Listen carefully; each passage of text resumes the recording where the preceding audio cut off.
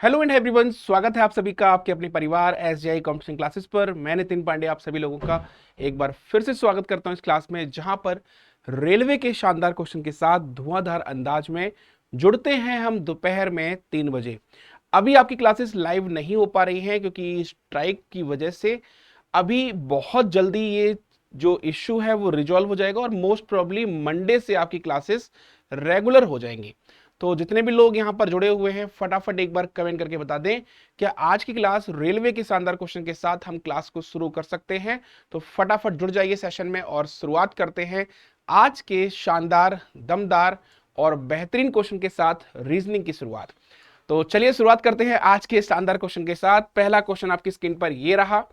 यहां पर अगर हम बात करें इस प्रश्न की तो ये प्रश्न आपसे कहता है पहली डिजिट जो आपको दी है वो 78 दी है, फिर 780 दिया है, फिर 870 और उसके बाद 960 और फिर 654। हम लोग बेसिकली क्या कर रहे हैं, हम लोग इसमें क्या करेंगे, डिफरेंस चेक करेंगे। अब ये बताओ कि डिफरेंस से क्या ये सीरीज हो सकती है। मेरे हिसाब से तो ये नहीं हो सकती। क्यों? क्योंकि यहां पर 78 है, फिर डिजिट जो है आपकी इंक्रीज हुई है और यहां से यहां का डिफरेंस बहुत ज्यादा है और फिर डिफरेंस इतना ज्यादा है नहीं, और लास्ट वाले डिजिट जो है वो इनसे क्या है, छोटी है। तो यानी कि हमें ये समझ आ गया कि ये हौच पौच या हम इसको कह सकते हैं जिगजैग हो रहा है। पहले आपकी डिजिट छोटी और छोटी डिजिट से अगली डिजिट में डिफरेंस बहुत ज्यादा है, और जब डिफरेंस बहुत ज्यादा है तो इसका मतलब यह है कि यहां पर आपका डिफरेंस इक्वल नहीं है आगे के पैटर्न पर। मल्टीप्लिकेशन तो हो ही नहीं सकता, क्योंकि मल्टीप्लिकेशन अगर होगा तो केवल एक डिजिट में नहीं होगा, बाकी डिजिट में भी मल्टीप्लाई होता तो डिफरेंस कहीं और भी आगे ज्यादा दिखता, लेकिन ऐसा हुआ नहीं है।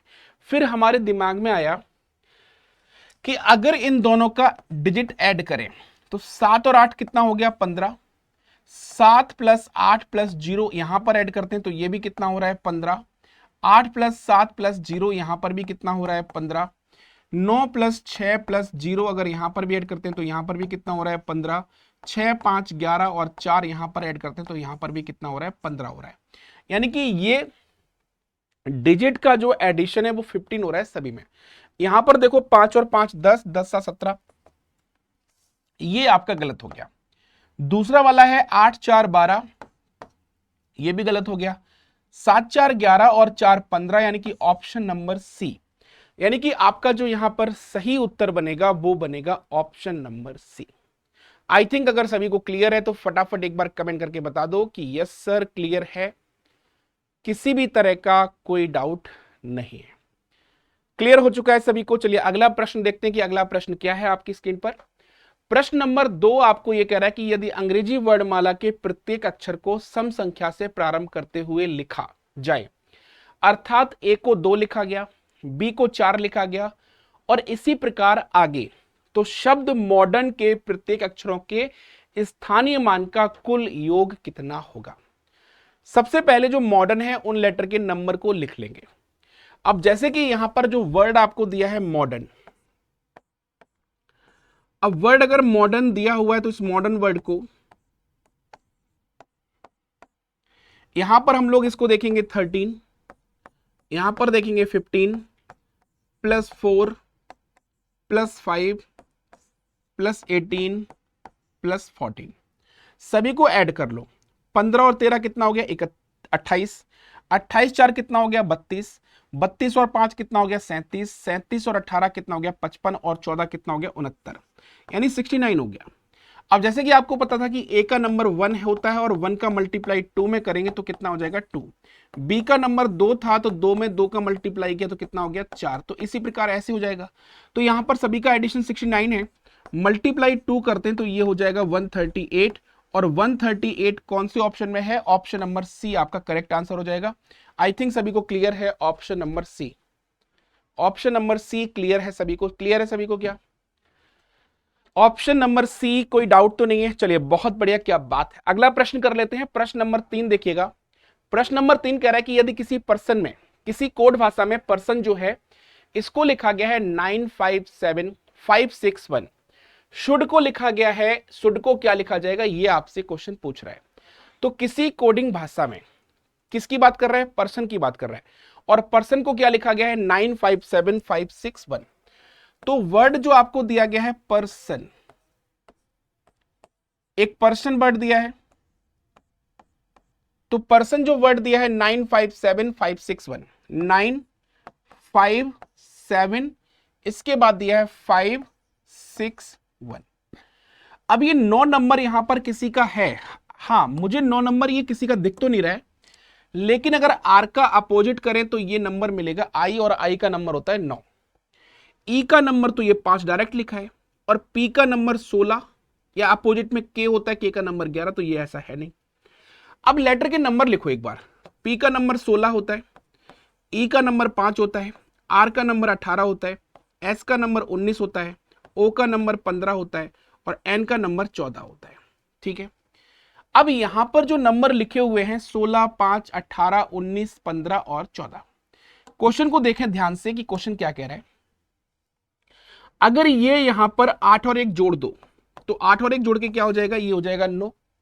बात क्लियर है सभी को? यहां पर देखो तो 5, तो 5 ही रहेगा, यानी सिंगल डिजिट यही रहेगा। इसके बाद अगर हम बात करें 6 और 1 जोड़ते हैं तो ये कितना हो जाएगा, ये हो जाएगा 7। तो यानी कि जो आपका डिजिट ऐड हुआ है वो इस तरह से आपको यहां पर दिख रहा है कि एडिशन इस तरह से हुआ है। यहां पर 4 और 1 करेंगे तो कितना हो जाएगा 5, 5 और 1 करेंगे तो कितना हो जाएगा 6, और 9 और 1 करेंगे तो हो जाएगा 10, और 10 में अगर 1 और 0 करेंगे तो ये हो जाएगा 1। यानी कि सिंगल डिजिट तक हमने नंबर को ऐड किया है, सिंगल डिजिट तक हम लोगों ने नंबर को क्या किया है, ऐड किया है। अब जो वर्ड दिया है शुड, SHOUL और D, वर्ड अगर शुड दिया है तो शुड की अगर हम बात करते हैं तो क्वेश्चन क्या कह रहा है समझना। यहां पर हम लेटर के नंबर लिखें, S का नंबर 19, H का नंबर 8, O का नंबर 15, U का नंबर 21, L का नंबर 12 और D का नंबर 4। क्वेश्चन को ध्यान से देखो, जैसे कि अगर हम बात करें यहां पर 5 और 1 कितना हो जाएगा 6, ये कितना है 8, 9 और 1 10, 10 में 1 और 0 जोड़ेंगे तो ये 1 होगा।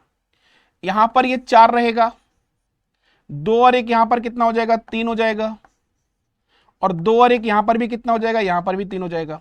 तो यानी कि हमें ये कंफर्म हो गया कि जो आंसर आएगा वो 681433 होना चाहिए। 681433 ऑप्शन नंबर आपको जो मिलेगा वो मिलेगा यहां पर बी आंसर।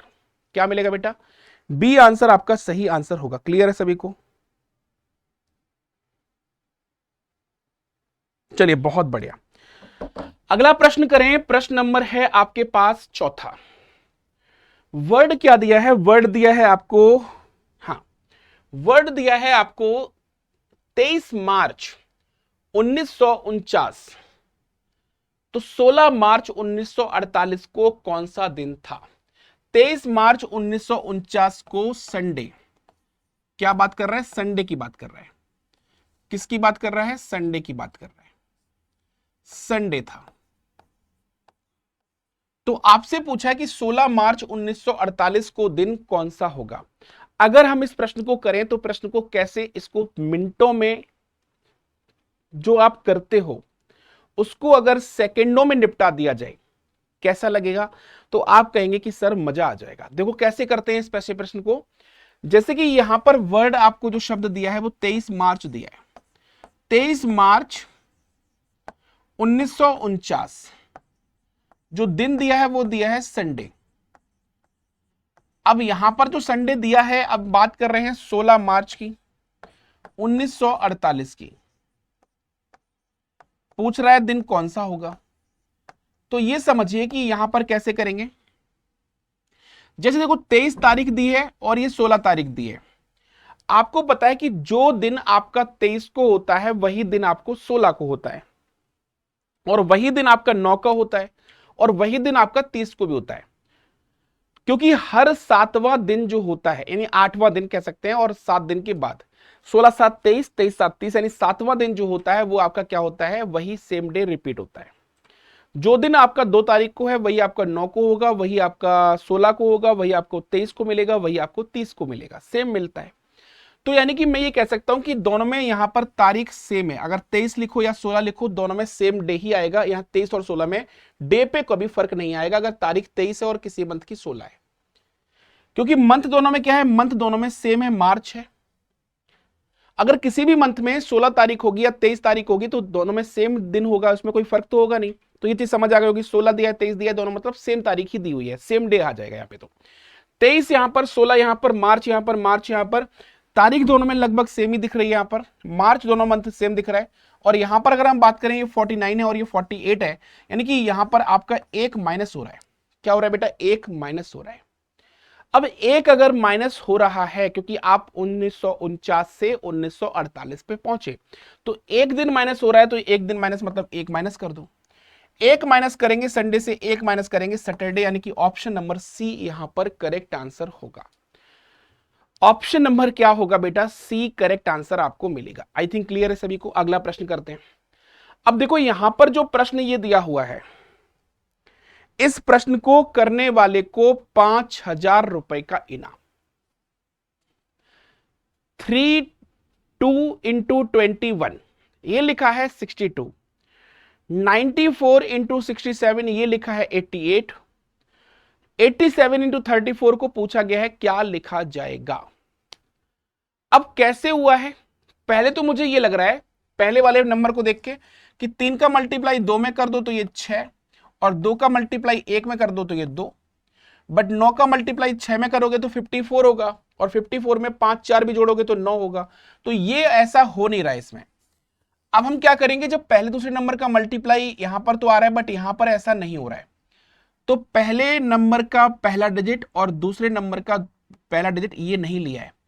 यहां पर मैं कह सकता हूं कि पहले नंबर का पहला डिजिट और दूसरे नंबर का पहले नंबर का दूसरा डिजिट, इन दोनों का आपस में क्या हो गया, मल्टीप्लाई हो गया। 3 दूनी कितना हो गया, 6, 2 एकम 2, यहां पर भी ऐसे भी आ रहा है। अब 9 इंटू 4 कितना होगा, 36 होगा, और 36 में अगर 3 इंटू 6 करेंगे तो कितना होगा, 18, और 18 में भी अगर 8 इंटू 1 करेंगे तो ये कितना आएगा, 8। यानी कि हमने मल्टीप्लाई तब तक किया है जब तक वो सिंगल डिजिट में नंबर नहीं मिल जाता। यहां पर देखो 6 इंटू 7 कितना होगा, 42, तो 6 इंटू 7 42, और 4 इंटू 2 कितना होगा, ये 8 हो जाएगा। तो यानी कि यहां पर भी 8 आ गया। तो हमें ये समझ आ गया कि यहां पर सिंगल डिजिट तक मल्टीप्लाई करना है। अब यहां पर जो आपके पास है 8 इंटू 7 कितना होता है, 56, 56 में 5 इंटू 6 कितना हो गया, 30, और 30 में भी अगर मल्टीप्लाई 3 इंटू 0 करें तो आपको मिलेगा 0।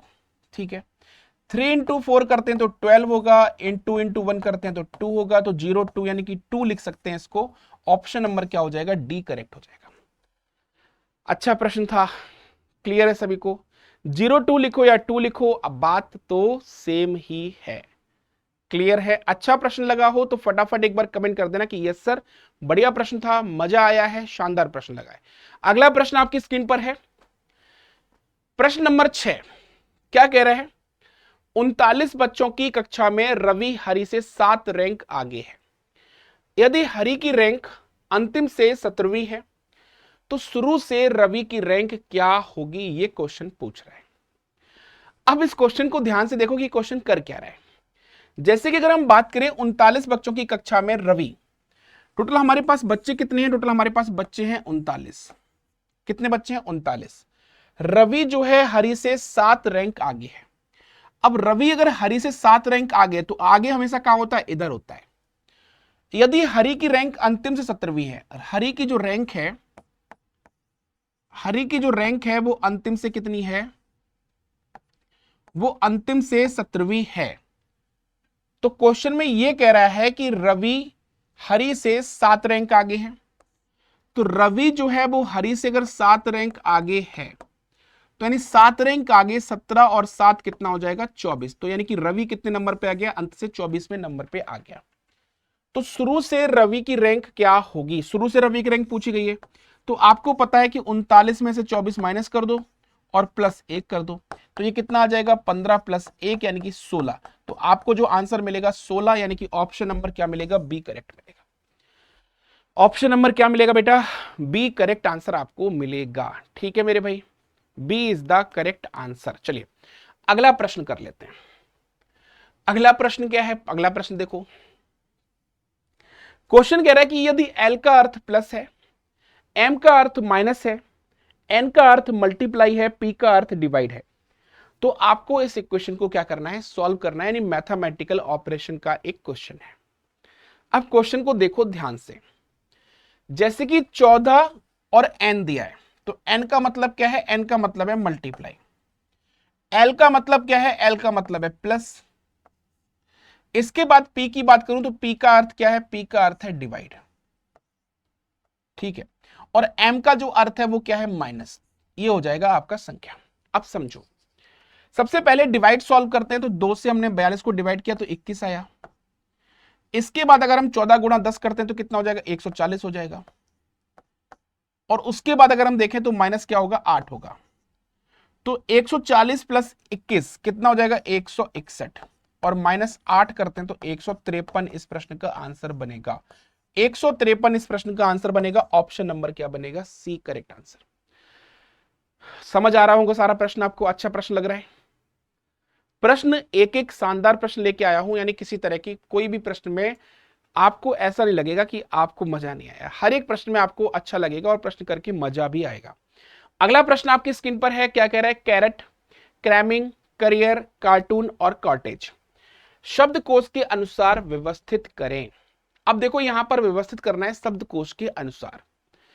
जैसे वर्ड दिया है कैरेट, फिर दिया है क्रैमिंग, फिर दिया है करियर, फिर दिया है कार्टून, फिर दिया है कॉटेज। सॉल्व करते हैं इसको कि यहां पर CAR सब में है क्या, नहीं। इनमें तो सभी में CAR है, इनमें CO है, इसमें CR है। सबसे लास्ट में तो आएगा 2, और 2 से पहले आएगा 5वां, यानी 2 अंत में होगा, उससे पहले 5 होगा। केवल आपके पास इस ऑप्शन में है और इस ऑप्शन में नहीं है। अब इसके पहले अगर मैं बात करूं, या सबसे पहले बात करूं, 3 4 दोनों में सेम है क्या, नहीं। कैरेट में अगर देखूं, करियर में देखूं, RR सब में है क्या, नहीं। CAR यहां पर आपका सेम है, यहां पर सेम है, यहां पर सेम है। इसमें R है, इसमें R है, इसमें T है। तो इसका मतलब है ये आएगा लास्ट में, ठीक है। यानी 2 5 4 ऑप्शन नंबर आपका होगा सी। अंतिम से देखेंगे 2 5 4 केवल ऑप्शन नंबर आपको मिलेगा सी करेक्ट मिलेगा। डिक्शनरी वर्ड को चाहे स्टार्टिंग से कर लो तो स्टार्टिंग से करना है तो आपको अल्फाबेटिकल लगाना है, और अगर आपको लास्ट से करना है तो बाद वाले लेटर जो आते हैं वो लगाना है पहले। तो आपको वही करना है जो आसान मिले आपको। अगला प्रश्न क्या है देखिएगा। क्वेश्चन कह रहा है, क्या अदालत के न्यायाधीशों की छुट्टियां कम कर देनी चाहिए। क्या अदालत के न्यायाधीशों की छुट्टी कम कर देनी चाहिए। यहां पर आर्गुमेंट ये कह रहा है कि हां, इससे न्यायिक प्रक्रिया में तेजी आएगी और बहुत से लोगों का वांछित समय से न्याय मिल सकेगा। क्या अदालत के न्यायाधीशों की छुट्टियां कम कर देनी चाहिए। अगर छुट्टी कम कर देते हैं तो इससे न्यायिक प्रक्रिया में तेजी आएगी और बहुत से लोगों को वांछित समय में न्याय मिल सकेगा। मेरे हिसाब से ठीक है, क्योंकि अगर हम छुट्टी कर देंगे कम तो जो छुट्टियां ज्यादा होती हैं, जो गवर्नमेंट हॉलीडे ज्यादा होते हैं, उस वजह से जो केस है वो पेंडिंग बने रहते हैं, क्योंकि केस बहुत सारे होते हैं और कोर्ट बहुत कम है। तो उस वजह से क्या होते हैं, पेंडिंग होते हैं केस। तो वो पेंडेंसी जो है वो कम हो जाएगी, क्योंकि मान लो कि हमें पता है इस सप्ताह 4 दिन काम करना है, 3 छुट्टी है, और हमने मान लो छुट्टी 1 रखी, तो 2 दिन जो हम काम करेंगे वहां पर केस की सुनवाई होगी और उसमें हमें जल्दी रिजल्ट भी मिलने के चांसेस है। तो इसका मतलब यह है कि आप समझिएगा कि पहला वाला मेरे हिसाब से तो आपका बिल्कुल सही है। दूसरा क्या कह रहा है, दूसरा ये कह रहा है कि yes it is a symbol of British tradition, why should we pursue it. हाँ, यह ब्रिटिश परंपरागत होता है कि हम इसे आगे क्यों बढ़ाएं, नहीं ये नहीं। मेरे हिसाब से केवल पहला वाला ही आपका ठीक है, केवल तर्क आपका फर्स्ट वाला ठीक होना चाहिए। ठीक है भाई, क्लियर है। चलो अगला प्रश्न करते हैं। प्रश्न नंबर आ चुका है 10वां, स्टेटमेंट कंक्लूजन, यानी सिलोजिज्म का प्रश्न है, सिलॉक्स जिसको हम लोग बोलते हैं। ये प्रश्न आपका अच्छा प्रश्न है। देखेंगे आप लोग कि इस प्रश्न को कैसे करेंगे और कैसे इसको आसानी से कर सकते हैं। प्रश्न पे नजर डालो। प्रश्न क्या कह रहा है, कह रहा है कि सम स्टैंप इज टिकट, यानी कुछ स्टैंप जो हैं वो आपकी क्या है, टिकट है। तो कुछ स्टैंप आपकी टिकट हो गई। फिर कह रहा है यहां पर कि ऑल टिकट आर एनवेलप, सारे टिकट जो है वो आपके क्या है, एनवेलप है। फिर कह रहा है सम एनवेलप्स इज ऑफिस, कह रहा है कुछ एनवेलप जो हैं वो आपके ऑफिस है।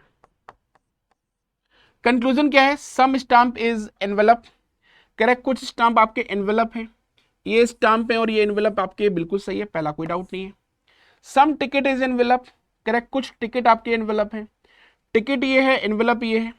जब सारे टिकट आपके एनवेलप हैं तो कुछ टिकट तो होंगे ही होंगे, बिल्कुल सही है। जब सारे हैं तो कुछ तो डेफिनेटली होंगे, तो आंसर क्या होगा, both first and second follow, option number C correct है। यहां पर क्या होगा आंसर बेटा, ऑप्शन नंबर सी आपको करेक्ट आंसर मिलेगा। ठीक है, अगला प्रश्न, अगला प्रश्न आपके प्रश्न है प्रश्न नंबर 11। कह रहा है कुछ लोगों ने भूकंप पीड़ित की मदद के लिए 3 लाख रुपए, 3 लाख रुपए एकत्रित करने की योजना बनाई। ठीक है, अगर सभी लोग जिन्होंने दान दिया था 50 रुपए अधिक दान दे देते तो यह राशि 3,25,000 रुपए हो जाती, तो कितने लोगों ने दान दिया होगा। अब देखिए, क्वेश्चन ये मैथ का भी है और ये क्वेश्चन रीजनिंग का भी है। मैथ्स में क्वेश्चन आएगा, रीजनिंग में आएगा, कहीं भी आ सकता है। ये क्वेश्चन आप करके करेंगे कैसे समझिएगा। 3,25,000 रुपए जो है वो यहां पर क्या है, आपका अमाउंट हो जाता है, यानी 50 रुपए अधिक देने पर टोटल अमाउंट जो है वो कितना ज्यादा हुआ, अमाउंट ज्यादा हुआ है केवल 25,000, क्योंकि 3 लाख रुपए जमा करने थे और हो गए 3,25,000। 50 रुपए अधिक देने पर हुए, तो 50 से इसको क्या कर देंगे, डिवाइड कर देंगे। 0 से 0 कैंसिल, 5 से इसको काटा, 5 पंजे 25 और 2 जीरो आ गए, यानी 500 रुपए। तो कितने लोगों ने दान दिया, तो यानी कि 500 लोगों ने दान दिया होगा, तब ये 3,25,000 रुपए का अमाउंट बना है, यानी 25,000 रुपए एक्स्ट्रा बना है। क्लियर है, समझ आ गई बात। चलिए अगला प्रश्न देखो कि अगला प्रश्न क्या है, प्रश्न नंबर है 12। कह रहा है वह विकल्प चुने जो दी गई आकृति के जैसा दिखता होगा। अच्छा भाई, सबसे पहले देखो आपके पास क्या है, एक स्टार है, स्टार के ऊपर एक सर्कल आया, फिर उसके ऊपर एक सर्कल और आया। पहले एक सर्कल है, उसके ऊपर एक स्क्वायर आया और फिर इसके ऊपर एक स्क्वायर और आ गया। तो ऐसे ही यहां पर ट्रायंगल है, उसके ऊपर एक ट्रायंगल आया, तो जो अंदर है वो पोर्शन यहां पे होना चाहिए था, अंदर वाला पोर्शन यहां पे होना चाहिए था, यानी कि डी ऑप्शन होना चाहिए था। क्या आंसर होना चाहिए था इसका, डी ऑप्शन यहां पर आंसर होना चाहिए। ठीक है मेरे भाई, डी ऑप्शन यहां पर क्या होना चाहिए था, आपका आंसर होना चाहिए। ठीक है, चलो अगला प्रश्न देख लेते हैं भाई। प्रश्न नंबर है 13। प्रश्न नंबर 13 क्या कह रहा है, प्रश्न नंबर 13 को ध्यान से समझें और प्रश्न को करने की कोशिश करना। कह रहा है कि अंशुल 5 मीटर पूर्व की ओर चलता है, दाएं मुड़कर 10 मीटर चलता है और पुनः दाएं मुड़कर 20 मीटर की दूरी तय करता है और दाएं मुड़कर 25 मीटर की दूरी करता है। अब वह प्रारंभिक बिंदु से किस दिशा में है, यह पूछ रहा है क्वेश्चन। कैसे करेंगे सॉल्व, इसको करते हैं शॉर्टकट में।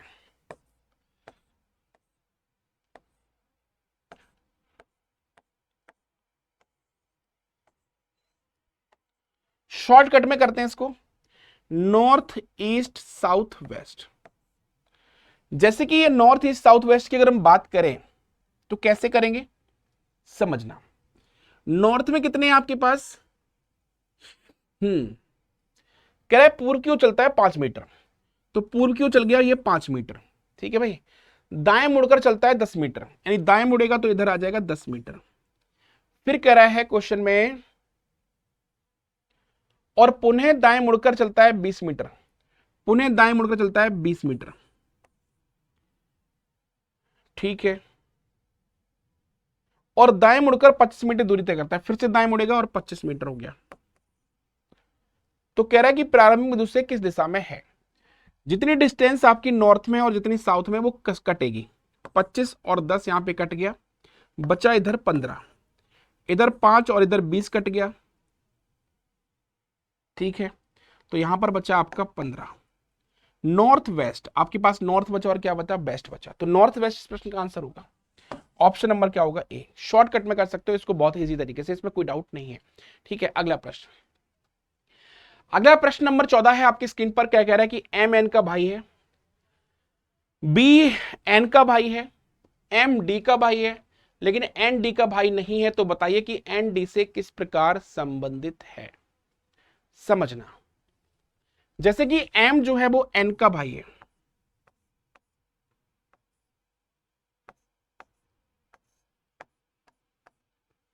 फिर कह रहा है कि बी एन का भाई है,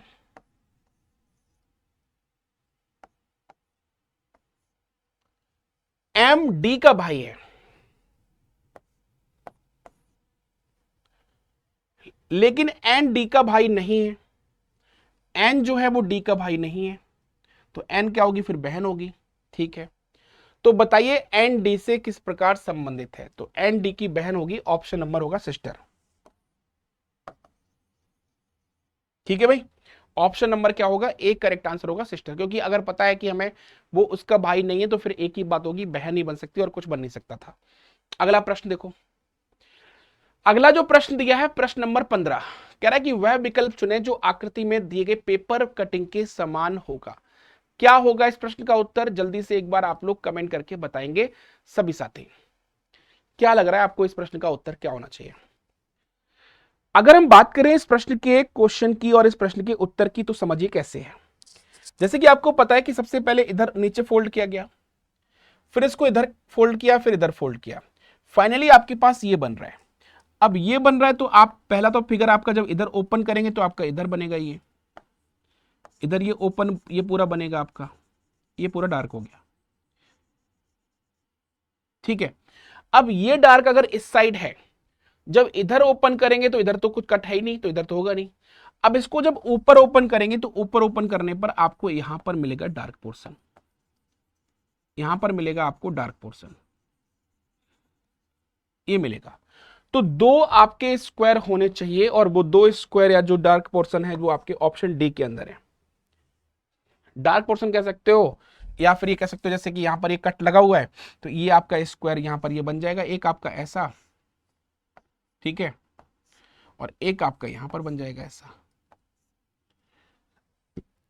तो ऑप्शन नंबर क्या हो जाएगा? यहां पर डी हो जाएगा। ऑप्शन नंबर क्या हो जाएगा बेटा? डी हो जाएगा। ठीक है, चलो अगला प्रश्न करते हैं। अगला प्रश्न आपकी स्क्रीन पर है। प्रश्न क्या कह रहा है कि मोहन, रितिका, जानवी और प्रिया और रिया, जानवी रितिका से तेज लेकिन प्रिया से धीरे दौड़ती है। मोहन सबसे धीरे दौड़ता है और रिया जो है प्रिया से तेज दौड़ती है, तो उन पांचों में सबसे तेज कौन दौड़ता है? ये क्वेश्चन आपसे पूछ रहा है। अब इस प्रश्न को करेंगे तो कैसे है? इनइक्वालिटी फॉर्म में करेंगे हम लोग आसानी से। कैसे करेंगे? देखिए, जानवी रितिका से तेज, अब जानवी रितिका से तेज, ठीक है, लेकिन प्रिया से धीरे, प्रिया से धीरे, ठीक है। फिर कह रहा है मोहन सबसे धीरे दौड़ता है, तो मोहन तो सबसे नीचे आ जाएगा। फिर क्वेश्चन कह रहा है और रिया प्रिया से तेज दौड़ती है, रिया जो है वो प्रिया से तेज दौड़ती है। पांचों के पांचों पर्सन हो गए, तो अब तो यहां पर पांचों पर्सन आ चुके हैं आपके। तो अब क्वेश्चन में ये कह रहा है कि उन पांचों में सबसे तेज कौन दौड़ता है? सबसे तेज दौड़ रही है रिया। तो आंसर क्या आ जाएगा इसका? ऑप्शन नंबर बी आ जाएगा। ऑप्शन नंबर बेटा क्या आ जाएगा? बी करेक्ट आंसर, बी हो जाएगा इस प्रश्न का करेक्ट आंसर। ठीक है भाई, चलो बहुत बढ़िया। अगला प्रश्न करो।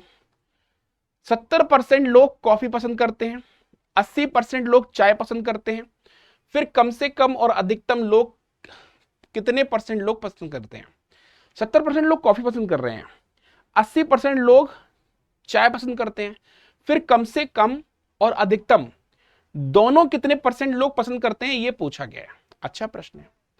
जैसे कि मान लो आपके पास 10 लोग हैं, 1 2 3 4 5 6 7 8 9 और एक इधर ले लेते हैं 10वां।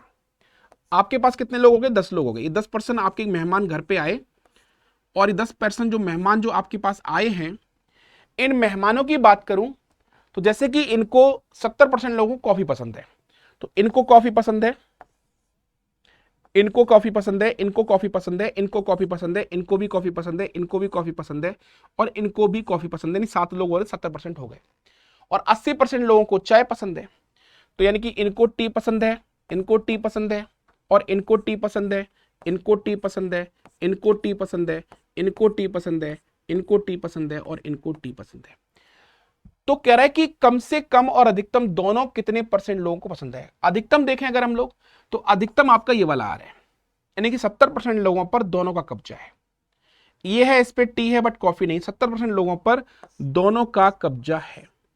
दूसरी कंडीशन आपकी क्या बन रही है? दूसरी आपकी ये बन जाएगी, देखो 1 2 3 4 5 6 7, 8, 9, 10, 10 लोग हैं आपके पास। इन 10 लोगों में जैसे कि 70% लोगों को कॉफी पसंद है, coffee coffee coffee coffee coffee coffee coffee, 70% लोगों को कॉफी पसंद है और 80% लोगों को चाय पसंद है। तो 80% लोग यानी कम से कम निकालना, तो इधर से निकाल देते हैं। अब टी इन्होंने पी, इन्होंने टी पी, इन्होंने टी पी, इन्होंने टी पी, इनकी है टी, इनको भी टी पसंद है, इनको भी टी पसंद है, इनको भी टी पसंद है। 80% लोग हो गए, ठीक है। अब मिनिमम की बात करें तो जो कॉमन आ रहा है वो केवल इतना आ रहा है, तो यानी कि 3, 2, 5 यानी 50% लोग, 70 और 50 बनेगा, 50, 70 मान लो, 70, 50 मान लो, जो भी आपको ठीक लगे। तो 50, 70 यानी कि ऑप्शन नंबर डी करेक्ट है। ऑप्शन नंबर यहां पर क्या है बेटा, डी करेक्ट होगा। ठीक है, चलो अगला प्रश्न करते हैं। अगला प्रश्न कह रहा है कि आकृति लखनऊ भारत एशिया के बीच सही संबंध की बात कर रहे हैं। आपको पता है लखनऊ कहां है, लखनऊ आपका भारत के अंदर है और भारत कहां है, एशिया के अंदर है। तो आपका फिगर नंबर क्या हो जाएगा, 1 करेक्ट हो जाएगा। ये तो बहुत आसान प्रश्न था। अगला प्रश्न क्या है, कह रहा है कि इस पिक्चर में कुल त्रिभुज की संख्या ज्ञात करिए। अब जैसे कि मान लो कि आपके पास ये वाली फिगर नहीं होती, आपके पास ये वाली फिगर नहीं होती,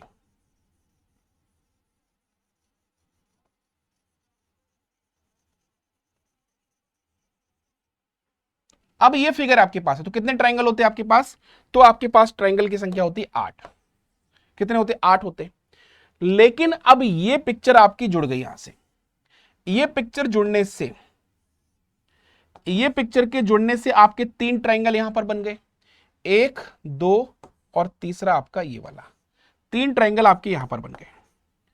इसके बाद एक ट्रायंगल आपका ये बन गया और दूसरा ट्रायंगल आपका ये बन गया। ठीक है, 8, 3, 11 और 2, 13। और कोई ट्रायंगल बन रहा है क्या, हाँ, एक आपका ये बन रहा है, फिर ये बन रहा है यहां से, और एक आपका ये और बन रहा है ये। ठीक है बेटा, तो 2 और हो गए, 8, 3, 11, 2, 13 और 2, 15। ऑप्शन नंबर सी करेक्ट होगा, ऑप्शन नंबर सी। अब ये प्रश्न आपका बहुत इजी है, होमवर्क में रहेगा 20वां प्रश्न। तो होमवर्क में इस प्रश्न का आंसर करिएगा कमेंट बॉक्स में और बताइएगा कि इस प्रश्न का आंसर होगा क्या। सभी लोगों का कमेंट बॉक्स में आंसर का इंतजार करेंगे। और हम लोग डेली, जब तक लाइव नहीं शुरू हो जाता तब तक हम लोग डेली जुड़ेंगे 3 बजे आपके साथ रेलवे की क्लास में। तो उम्मीद करते हैं सभी साथियों को प्रश्न अच्छा लगा होगा, लेवल बढ़िया लगा होगा। तो हंसते रहिए और मुस्कुराते रहिए और देखते रहिए रीजनिंग में नितिन पांडे, आपके अपने परिवार एसजीआई कॉम्पिटिशन क्लासेस पर डेली दोपहर 3 बजे रेलवे की शानदार तैयारी के लिए reasoning with Nitin sir. Thank you, bye bye, take care, Jai Hind.